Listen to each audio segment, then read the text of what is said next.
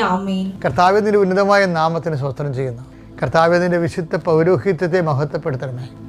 കർത്താവെ, സഭയിലുള്ള സാന്നിധ്യം പ്രകടമാക്കണം. 39 വർഷം ഞാൻ അർപ്പിച്ച കുർബാന, ആ കുർബാനയെ കർത്താവെ ആൾത്താറയിൽ നടന്ന 10,000-കണക്കിന് ആരാധന ശക്തിയാൽ കൃപാസനത്തിൽ നിന്ന് കർത്താവ് നടത്തിയിട്ട് ജപമാലയായി പങ്കെടുത്ത് പ്രാർത്ഥിച്ചിട്ടുള്ള ലക്ഷക്കണക്കിന് മനുഷ്യരുടെ ജപമാല ശക്തിയാൽ ഞാൻ ഈ മക്കളെ ആശീർവദിക്കുന്നു. കർത്താവെ, ഈ ആശീർവാദ ശക്തിയാൽ നിങ്ങൾ ഇന്നുവരെ ബന്ധിച്ചിട്ടിരിക്കുന്ന രോഗമാകാം, ശാപമാകാം, പലതരത്തിലുള്ള ഉപദ്രവങ്ങളാകാം, യേശുക്രിസ്തു നാമത്തിൽ ഞാൻ ബന്ധിക്കുന്നു.